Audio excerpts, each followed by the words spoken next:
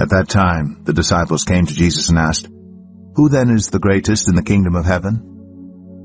He called a little child to him and placed the child among them. And he said, "Truly I tell you, unless you change and become like little children, you will never enter the kingdom of heaven.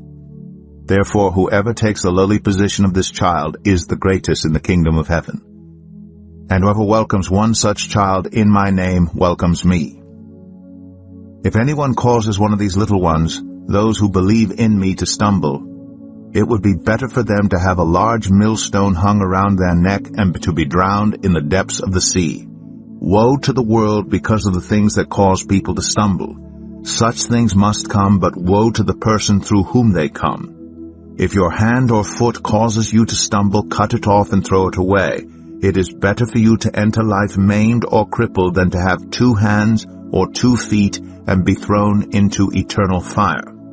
And if your eye causes you to stumble, gouge it out and throw it away. It is better for you to enter life with 1 eye than to have 2 eyes and be thrown into the fire of hell. See that you do not despise one of these little ones, for I tell you that their angels in heaven always see the face of my Father in heaven. What do you think? If a man owns 100 sheep, and one of them wanders away, will he not leave the 99 on the hills and go to look for the one that wandered off? And if he finds it, truly I tell you, he is happier about that one sheep than about the 99 that did not wander off. In the same way, your Father in heaven is not willing that any of these little ones should perish. If your brother or sister sins, go and point out their fault just between the 2 of you. If they listen to you, you have won them over.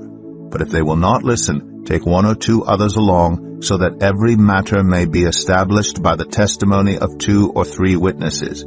If they still refuse to listen, tell it to the church. And if they refuse to listen even to the church, treat them as you would a pagan or a tax collector.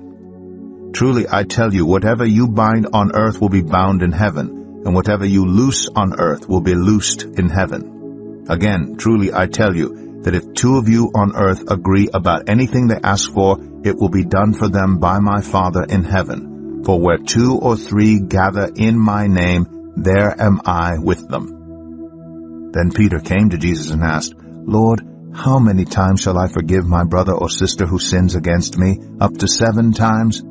Jesus answered, I tell you, not 7 times, but 77 times. Therefore, the kingdom of heaven is like a king who wanted to settle accounts with his servants. As he began the settlement, a man who owed him 10,000 bags of gold was brought to him. Since he was not able to pay, the master ordered that he and his wife and his children and all that he had be sold to repay the debt. At this, the servant fell on his knees before him. Be patient with me, he begged, and I will pay back everything. The servant's master took pity on him, canceled the debt, and let him go. But when that servant went out, he found one of his fellow servants who owed him 100 silver coins. He grabbed him and began to choke him. Pay back what you owe me, he demanded. His fellow servant fell to his knees and begged him, Be patient with me, and I will pay it back. But he refused. Instead, he went off and had the man thrown into prison until he could pay the debt. When the other servants saw what had happened, they were outraged and went and told their master everything that had happened.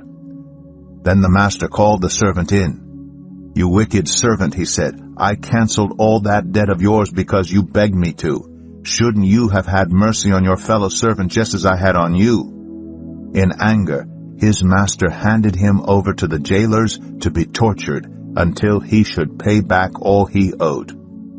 This is how my heavenly Father will treat each of you, unless you forgive your brother or sister from your heart.